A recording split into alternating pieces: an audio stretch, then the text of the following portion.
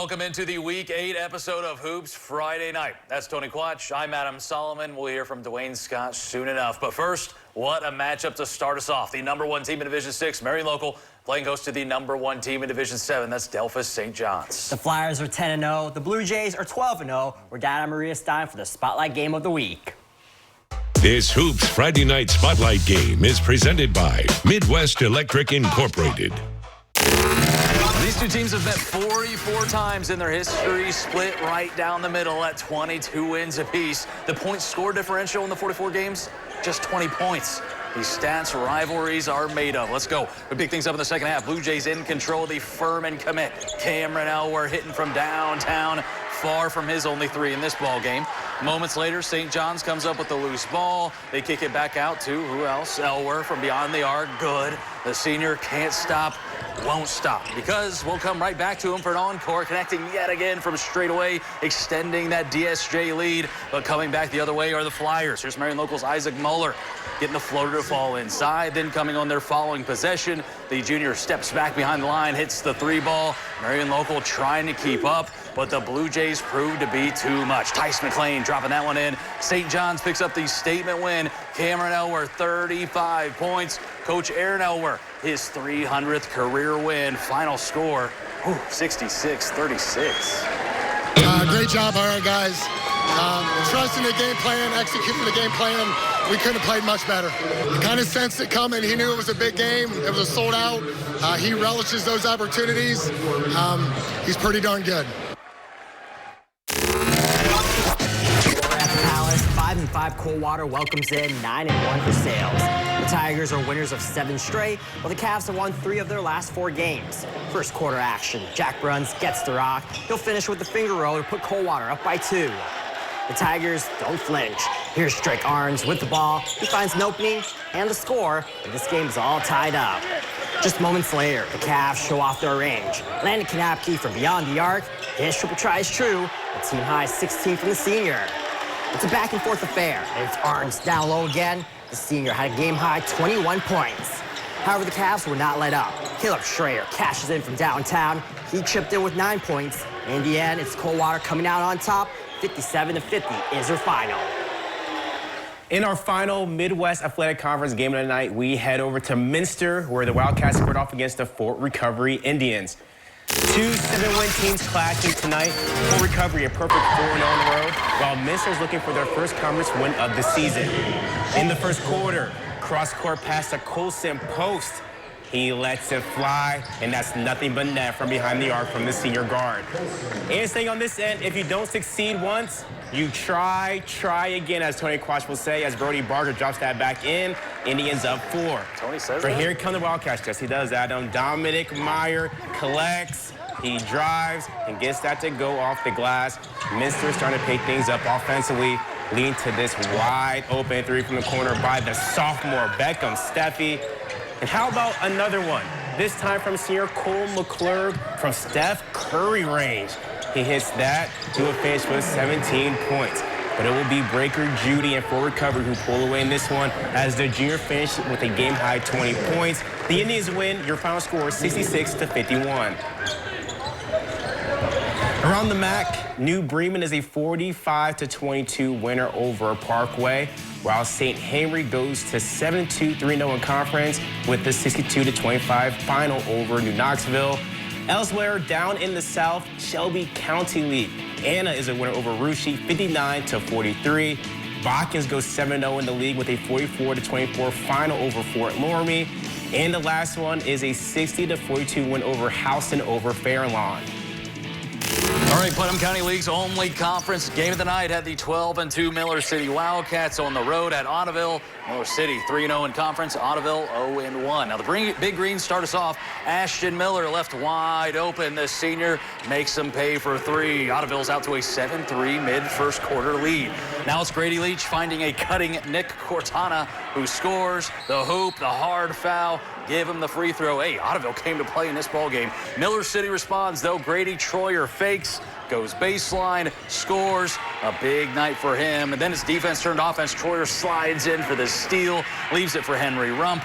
Rump will do the rest on the other end. Now all of a sudden we're tied up at 16. Ottoville fought all night, like I said. Here's 3 more from Miller. He led the Big Green with 19 points, but Miller City's Grady Troyer led everyone with 21, including this pull-up at the halftime buzzer. Wildcats, they win at 61-58.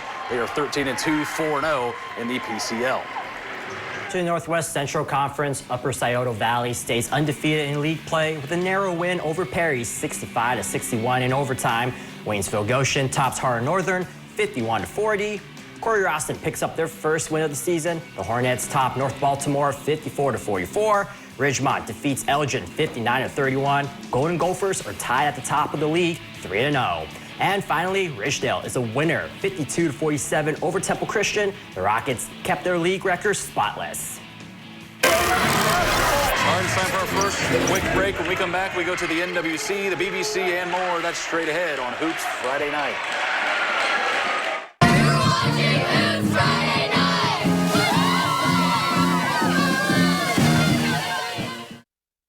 Welcome back to Hoops Friday Night, Week 8, and we now go to the Northwest Conference.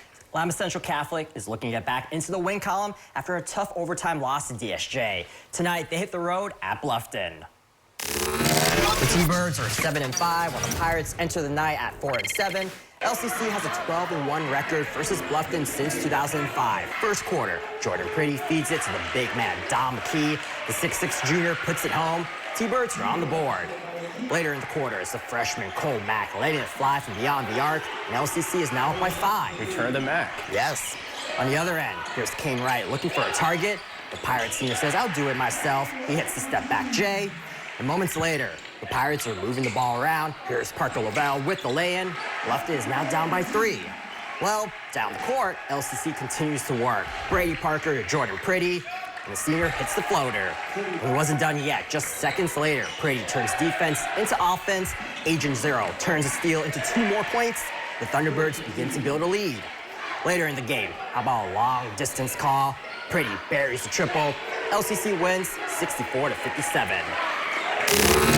10-2 Lincoln View attempts to stay undefeated in conference play.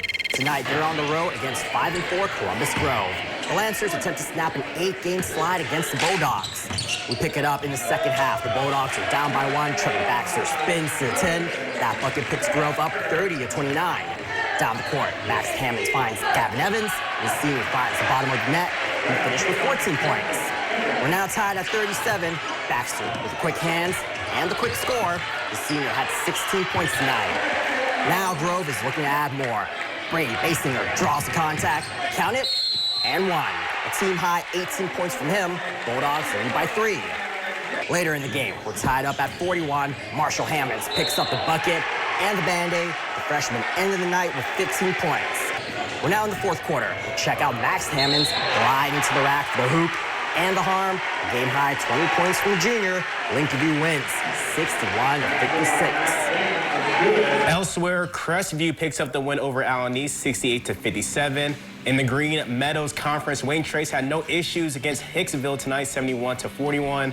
Paulding, 54-37 over Ayersville. Edgerton, 10-point win at home against Antwerp, 66-56. While Fairview defeats Sonora, 53-44.